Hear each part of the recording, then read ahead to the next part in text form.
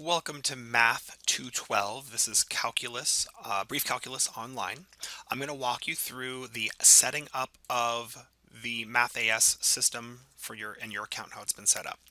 Now, the very first thing you're going to need to know is your username and password. Your username for you is your first name underscore last name. So, for example, my name is David Dwork. So, if I was a student, this is how they would have set up my account. Capitals, not capitals, doesn't matter. It's not case sensitive. And then your password is the word password, literally password, lowercase p. So go ahead and type in your username being your first name underscore last name. And then down here in the password area, you're going to type in password. I just can't show you that because it comes up as little dots. Okay, so go ahead and sign in. I'm going to go ahead and sign in as my student account.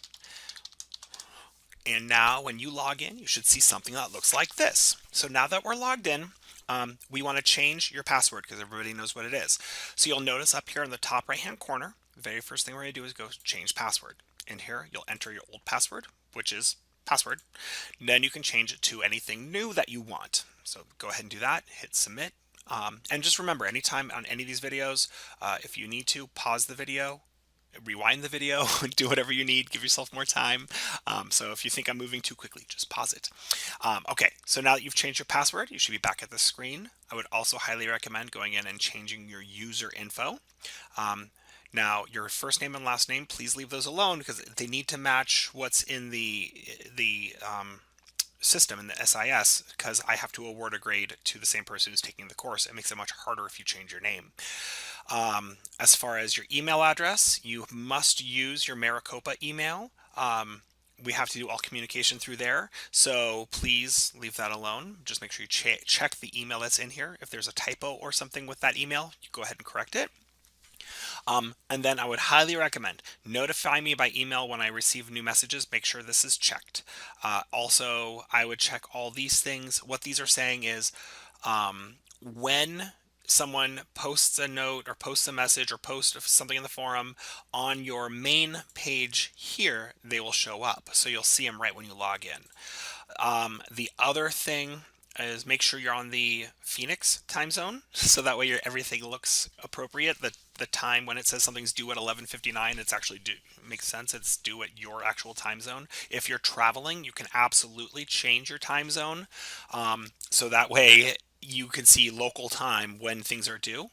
And then just make sure after you make your changes, you click update info. If you don't do that, nothing gets saved. Okay, so now that we've done that, the next thing I want to do is just show you a brief how the class is laid out. You'll notice the very first thing you see here in the main body here is your announcements. In here every week you should look for what you're supposed to be doing. So check there. Open discussions. This is just a discussion forum where if you have a question or you want to post something open to the class, I also check there as well. But you can post anything you would like in there. This is for you. Nothing's graded in there. Next, I think this usually starts closed, so just notice this is syllabus, written homework, and solutions. In here, you'll find your OneNote Classroom Notebook link, if your class is using that. You will find your syllabus and answers to the book problems. These are not necessarily odd answers. I think it's probably better to call them random answers. It could be all over. So when you're doing book work, make sure you check those to make sure you're doing the work right. Now, we're getting into the material. Chapter 1 is review, so I'm going to skip over that. Chapter 2, this is the basic layout. I have the first couple sections open so you can see. What it looks like here is when you click out in section 2.1, your objectives for the section, the textbook. So if you click on this, it'll open up a PDF of the textbook where you can then go through. And then notes to fill out. Now, so these are notes that you should be able to do when you understand the material. Now, there's also here in the next section a video. Now, in this video, this is what I normally do in class. You'll notice this kind of looks similar to this, doesn't it? So as if you want, you can watch my videos. I'd highly recommend, actually. It wouldn't be an if you want. Just watch the videos. It's like sitting through a lecture with me, and you can fill out the notes as you go. Then here, this is a homework section. Every time you see a little pencil and paper, that's homework. So when you click into here, you'll notice it brings up the homework for that week. Last but not least, the the book section also has homework problems at the end, has book problems at the end. So I just want you to know where all your resources are for this.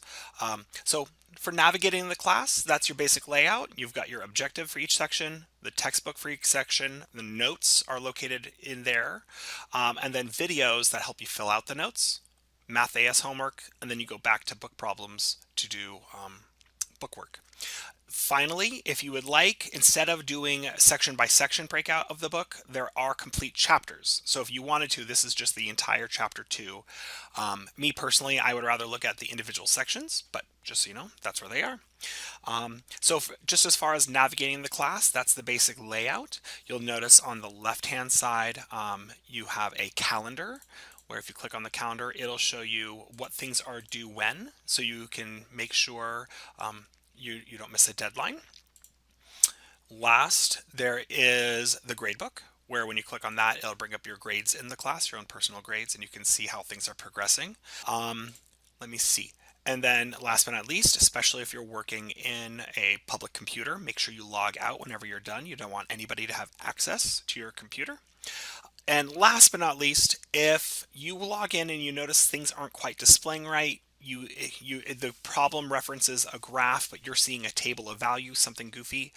You'll notice down here, if you're experiencing graphing issues, use forced image-based display. So you change it to that, and then just log in like normal. But typically I like to use the defaults, and if you run into an issue, please let me know which problem is having the issue, and I will try to recode the question opposed to having you have to switch your display. All right, I hope this is helpful, and please move on to the next video.